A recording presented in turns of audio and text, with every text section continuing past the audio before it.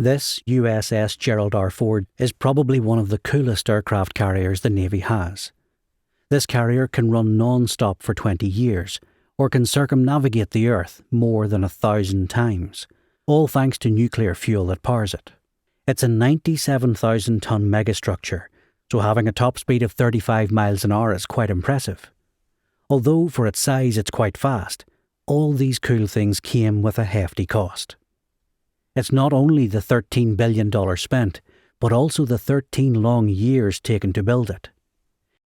Even the Navy's worst aircraft carrier, USS Wasp, that had a very weak hull and not surprisingly was easily sunk by the Japanese in the Second World War, had taken 4 years to construct. That's why these ships have countermeasures like sea rams to shoot down aircraft, and supersonic missiles to attack enemies from far. But building a killing machine with these capabilities takes a really long time. HMS Queen Elizabeth, the ship that hasn't been decommissioned or dead unlike what it's named after, USS Nimitz and USS George Bush all have taken many, many years to build. Though, why so long? As supercarriers span almost 1/3 of a kilometre long, construction is separated into many different parts called modules. You see giant cranes rolling up and down, carrying each module together before being welded into place. Huge propellers, heavily guarded nuclear reactors, and even an electromagnetic launch system are built into the USS Gerald R. Ford's many modules. Even if sailors are wishing for something that reminds them as being on land, a Starbucks is built into one of the ship's modules. But unfortunately, it looks nothing like one.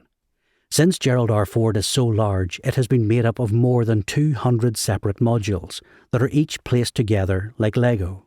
Some modules take really long to build, like the one housing the nuclear reactor, which must be made from high-strength materials. If it weren't, and an enemy struck the ship, you'd find a nuclear accident at sea. That's not something anyone wants. That's unless you're Putin, of course. Anyway, a couple of meters below the flight deck, this module is quite difficult to make, because not only does it hold 70 aircraft, but also to install an elevator that lifts fighter jets up and down.